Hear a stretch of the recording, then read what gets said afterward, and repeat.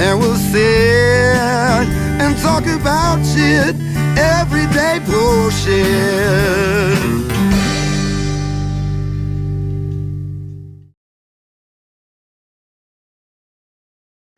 I'm Joe Parsons from the Virginia Cannabis Connection and Pro Cannabis Media's Weed Talk News.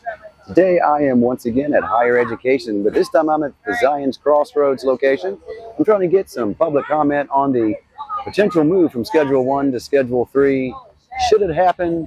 Do you want it to happen? Well, if you do want it to happen, the time is now to make your voice heard. That's right, everyone needs to go to www.regulations.gov and tell the DEA how you feel. Do you want it to be moved from Schedule 1 to Schedule 3? Do you want it to be completely descheduled? Or do you want to just do nothing at all and leave it on Schedule 1?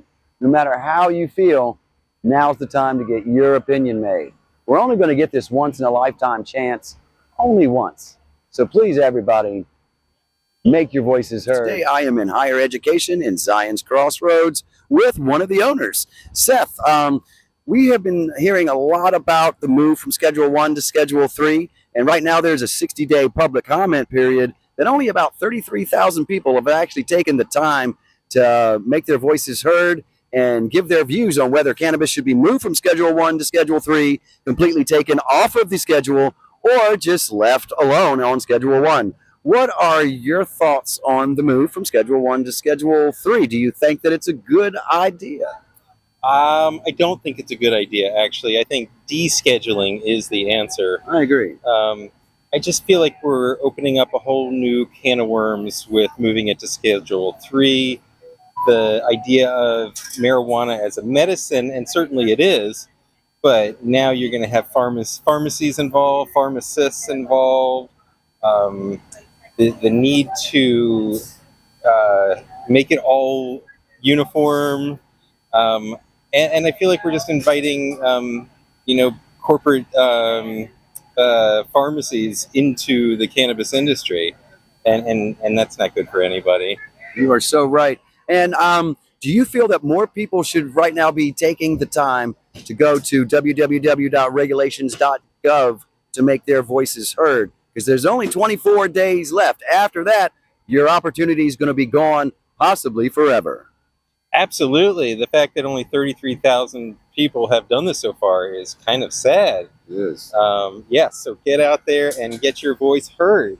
I know that I have put my voice in there, and I sure hope that everyone else that sees this and hears this will as well. Trying to get some public opinions on whether cannabis should be moved from Schedule 1 to Schedule 3, and to try to get more people involved in the 60-day public comment period that is available at www.regulations.gov.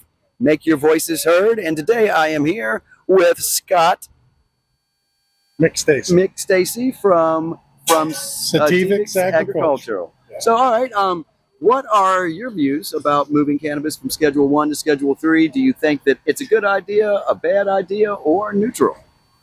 Well, I think overall it's a good idea, and for one main reason. The main reason is that they have finally accepted and admitted that there's medical efficacy with cannabis now.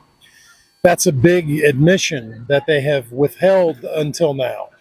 So it's going to Schedule 3 isn't perfect. I don't think it's the best way to go. I think unscheduling it altogether would have been better.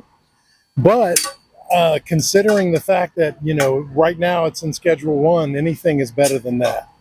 So I think it's a good first step. I think there's going to need to be a lot more work to finish and get a lot more done. But it's a great first step, I believe. Most definitely. And currently, right now, there's only about 33,000 people that have actually taken the time to get their voices heard.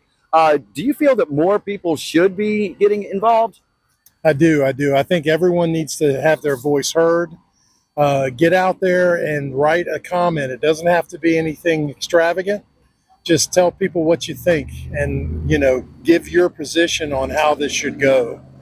Because the government at this point is listening. You don't get that opportunity very often, do you? Oh, no, sir. In fact, this is the first time that they have actually opened this since 1970. That's right. All right. So, once again, this is Joe Parsons from the Virginia Cannabis Connection. Please tune in to Pro Cannabis Media. We are going to try to get everybody involved. The address is always www.regulations.gov/document/DEA hyphen 2024 hyphen 0059 hyphen 0001. Please get your voices heard today. And thank you, Scott, very much. I definitely look forward to talking to you again in the future. In case anyone doesn't know, this man here is very involved in the world of hemp. Scott, would you like to tell us a little bit about that? Sure, sure. I've been a hemp grower since 2019. I've done a lot of different things with it.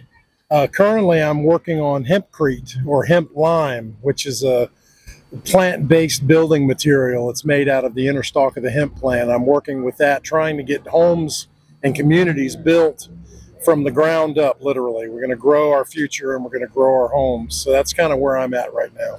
That sounds fascinating, and I definitely want to get more on that. So be sure to stay tuned for a Pro Cannabis Media one-to-one with Scott. And Scott, thank you so much for your time, and thanks for coming out here to Zion's Crossroads at Higher Education.